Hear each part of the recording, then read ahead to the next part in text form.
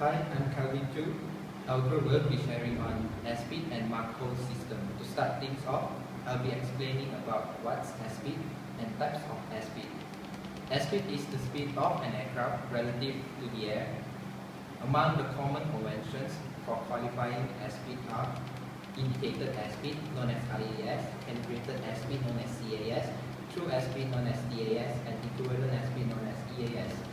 The measurement and indication of airspeed is ordinarily accomplished on board an aircraft by an airspeed indicator connected to a pitot-static system. The pitot-static system comprises one or more pitot probes or tubes facing the oncoming airflow to measure pitot pressure, and one or more static probes to measure the static pressure in the airflow.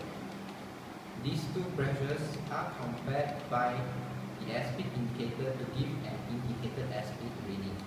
Let's start with indicated airspeed. Indicated airspeed is the airspeed indicator reading uncorrected for instrument position and other errors.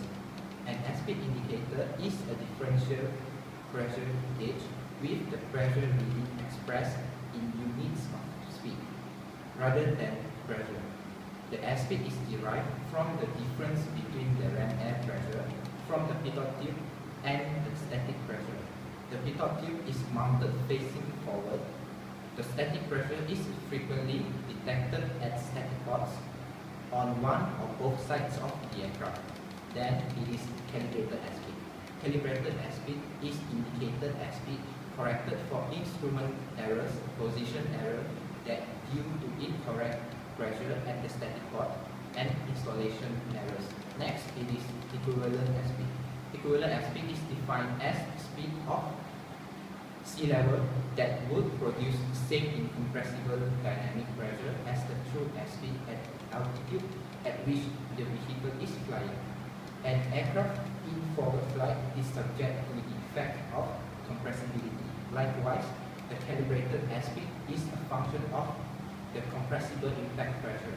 Equivalent airspeed, on the other hand, is a measure of airspeed that is a function of incompressible dynamic pressure. Structural analysis is often in terms of incompressible dynamic pressure, so that equivalent airspeed is a useful speed for structural testing. Last but not least, it is the true airspeed. True airspeed is the speed of the aircraft relative to the atmosphere. The true airspeed and heading of an aircraft constitute its velocity relative to the atmosphere. Aircraft flight instruments, however, don't compute true airspeed as a function of ground speed and wind speed. They use impact and static pressure as well as the temperature input. True airspeed is equivalent airspeed that is corrected for pressure, altitude, and temperature, which define density. The result is the true physical speed of the aircraft plus or minus the wing component. True airspeed is equal to calibrated airspeed and equivalent airspeed at standard sea level condition. That's all for me. Thank you. Hello, I'm Bosco. We've already heard about airspeed and the various types of it. Now let's talk about indicated airspeed, also known as IAS. Now in the IAS, we have the indicated airspeed hold mode. In simpler terms, it's known as holding the airspeed. Now the airspeed hold mode holds a certain airspeed. It uses the airspeed sensor as input and it controls the throttle. Next to the sensors, it's also the engine servo and the engine itself. Both of them have a bit of lag. The reference value of the velocity is often set at the mode control panel. Alternatively, it can be derived from the actions of the pilot. For example, if the pilot manually pushes the throttle forward, the computer increases the desired velocity.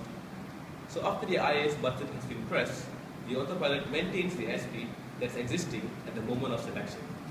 Just like how some of our vehicles have the auto cruise system, in which you accelerate to the desired speed and you turn it on, the speed is constant and you can drive with ease without stepping on the accelerator. It's the same as that. So getting back to the aircraft, the flight director will provide appropriate commands along the way, and the engagement of the IAS will be indicated by the illumination of green light inside the button of the system.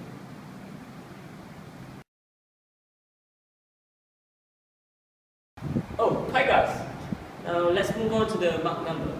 Mach number is a dimensionless quantity representing the ratio of speed of an object to the speed of sound. The formula for Mach number is Mach number equal to true speed of aircraft over local speed of sound. When an aircraft flies as fast as the speed of sound, it's flying at Mach 1. If an aircraft is flying at half of the speed of sound, the Mach number is 0.5. If it is flying at the speed of sound, the Mach number is 1 and so on. At very high speeds, the pilot needs to know the speed of the aircraft in relation to the speed of sound. Now let's move on to the classification of Mach number.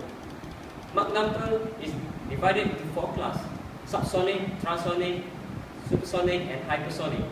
The subsonic region of the flight is defined as the range of speeds below Mach number of 0.8. At subsonic speed, the airflow over all parts of the aircraft is subsonic. Next, let's move on to the transonic. The transonic is from Mach 0.8 to Mach 1.2. At transonic speeds, some of the airflow over the aircraft is subsonic and some is supersonic. Next is the supersonic class. The supersonic region is above Mach 1.2. At supersonic speeds, all the airflow over the aircraft is supersonic. And lastly, the hypersonic is the region above Mach 5. It's the fastest. Thank you. My name is Zainal Alifin and I will explain what is Mach hole.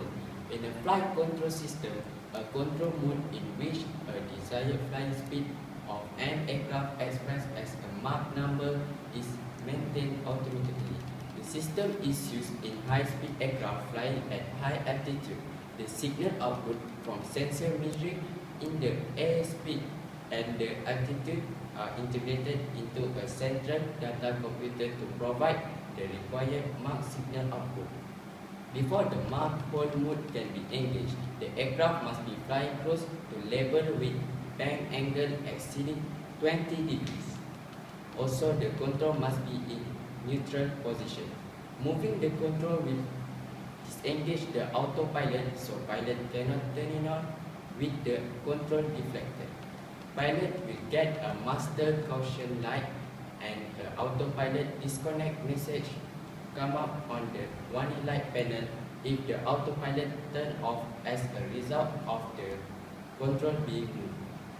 Once the Mach hole mode is engaged, the aircraft will adjust its pitch angle to maintain the Mach number at the time the switch was turned on.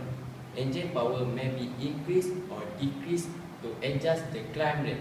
Altitude hold must be off before the Mach hole can be engaged. That's all from us. Hope you enjoy our video. Please like our video and do subscribe our page. Thank you for watching.